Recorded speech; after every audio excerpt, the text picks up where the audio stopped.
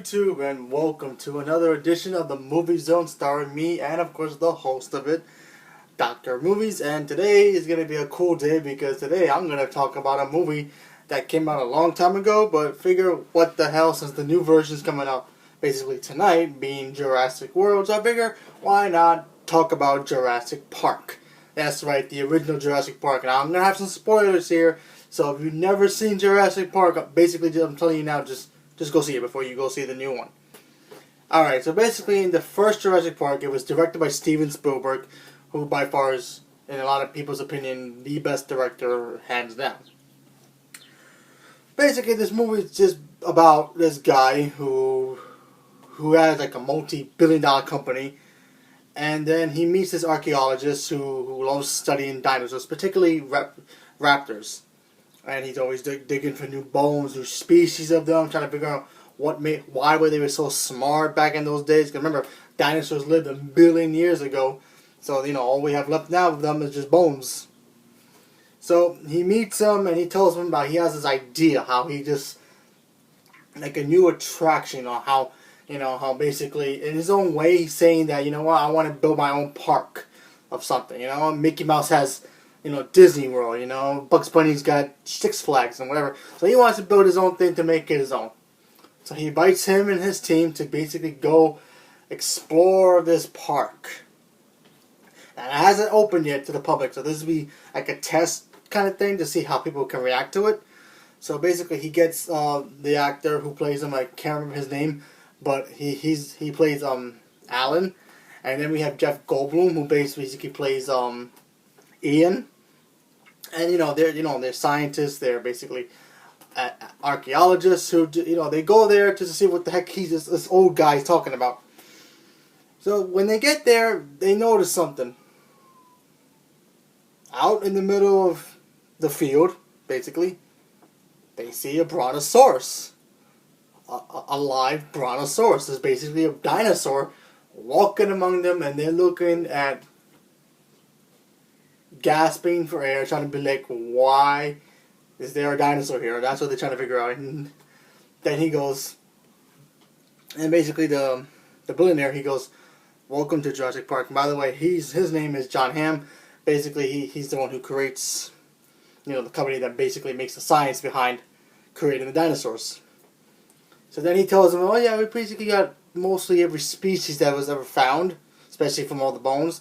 Because then he talks about how he got how he got to making these creatures. So he takes them on a tour, telling them how we got this, how we made these dinosaurs from dino DNA. That's right, they found DNA of the dinosaurs from millions of years ago, from bones or mosquitoes back then, whatever bit them or whatever was fossilized, and they made clones of dinosaurs. Live clones. He's just like telling them, listen, we don't want animatronics here. There's no animatronics here. These are live clones of the dinosaurs. Basically, what ruled the earth millions of years ago.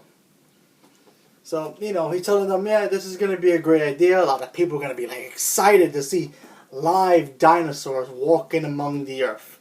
And it will draw a lot of people. And also Chuck Chin, that's what the board wants. A lot of this. So, everything goes well until, boom, something happens. Of course, you gotta have a movie that you can't just have a movie about dinosaurs and not have anything a problem about it. Basically, this is the biggest zoo of basically dinosaurs. So, what happens? Power outage. Yeah, because they're stuck in an island that has this park. Power goes out, and now all hell breaks loose. The fences that are blocking the dinosaurs from ever escaping, so that way they won't harm the visitors who come in, either were they driving along with their cars and they're taking the virtual tour, or this and that, or whatever it is. They have fences. So that goes out. Then the dinosaurs figure out how to get out of that. And basically this movie turns out to be a survivor movie. Yeah, basically. Now, this movie, in my opinion, I like a lot. Why? Because back then, the visuals worked really well. You look at it now, it still holds up, but then you notice that, if you grew up with the original Jurassic Park, you realize, technology is a lot better now. Hopefully the new one shows more. I mean, back then with the Tyrannosaurus Rex, because in the movie he's in it, they use CG and puppetry, basically, animatronic kind of dinosaur. So they kind of mix that up, how they do with Jaws. So now they have to figure out a way to get out of this island and, try to put these dinosaurs back in their cages, put it that way. And does it hold up? Yeah, it's a great movie. It's one of the best movies ever. It's an instant classic. I mean, everybody loves that movie. Who's actually seen it? It did well in the movie theaters, so that's why we have 2 other sequels plus the new one coming out. And I'll talk about the other 2 right after this. But what I like about this movie, it still holds up. Why? Because this movie came out in 1992, or I believe 3, one of them. It's one of those 2. And yeah, the graphics may be a little outdated, but it still works as a movie. Because that basically shows that, they can take a computer animated thing and make it believable, and it worked. Nowadays, technology is even better, so you go back and look at that, that's like, okay, if you're going to go to, college to be a movie computer guy, that'll probably be like stage 1 of learning how to do computer graphics until you get to level stage 10. That's what I see it. But yeah, the acting was great. I loved it a lot. Dinosaurs were awesome.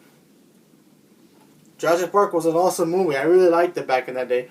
When I was a kid, I was like, oh my god, this movie's awesome. 10, 10, 10. I looked at it now. I still like it a lot, minus the parts that don't make sense to me now. Because even as a kid, I didn't know better. So, everything makes sense to me. Because I looked at this movie and there's certain scenes in this movie I'm like, okay, they could have done that better. I mean, for instance, there's a spoiler here, by the way. There's a scene where there's this, raptor guy. He tames the raptors, and the raptors escape. So now he's hunting down the raptors, and he has a shotgun. Already he has a shotgun, so he goes into the woods. He tries to take one of the girls to go turn the power, so he's watching her back. He sees, something moving in the bushes, so he goes to the other side of the bush, and he sees the dinosaur. Now, he's aiming to shoot it. He just aims, and another one comes right at him. And to this day, I still don't understand why. I know he didn't react the way he would because he gets killed. But, I mean, you have a weapon, you see a dinosaur, just shoot the damn thing, right? Come on. Honestly. You're not going to just stand and aim and focus your aim at one thing and then try to kill it while the other one can just kill you from behind you. Made no sense to me. But, you know what? Whatever. Stuff like that made no sense to me back in the day. There's another part where, the owner of the company that made the park, his grandkids are in this movie, and there's a scene where they have to climb an electric fence, and it's 10,000 volts. Now, the power was out, so it was safe to climb. They had to climb over that to get to the other side. So they're getting down, then they hear this alarm go off, and they started to think that the power is going to come back on. Okay, I can understand voltage, 10,000 volts, that's going to kill you instantly. But I think when the power came back on, and eventually does,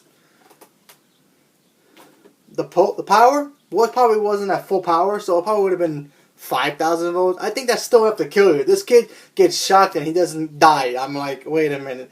So he touches the electric fence and he does not die, and he falls off the thing. He's literally in the top and he falls down. He doesn't get hurt, nothing. So that, little things like that, back then I was like, wow, you can survive that. I looked at that now, I'm like, nope, you can't survive that no matter how good you are. Sorry, you just can't. I mean, they also have some silly moments where they make the raptors seem very smart, that they can open doors, kitchen doors, and other things. But honestly, I watch it now. Like I say, you watch it now. It's outdated, of course, but it's still enjoyable. Like it doesn't make sense a lot of times in the movie, where certain scenes don't make sense. But it's still a fun movie. I mean, Jurassic Park is one of the great ones. I watch it now. I like it. So, I mean, I minus the love I had for it when I was a child. to a little minimum. So you know what? It's cool for me. Might be for you. You might like it if you've never seen it. You know, you might not, you might will, but who knows? It's all up to you if you want. If I had to score it again, since I didn't know about how to do this back then, if I had to score it now, watching it, you know, as of now, and you know, Blu-ray or whatever, I'll give it an 8. It's a great movie. It's fun. You know, there's that. Now, question is to you, is did you ever see Jurassic Park? And if you have, did you ever like it as a kid? Did you watch it now? Do you still feel the same way as a kid when you liked it? Or it diminishes to you? But just let me know, honestly. I think Jurassic Park is a cool movie, especially you should watch it. If you're going to plan on seeing Jurassic World, I think you should watch this movie.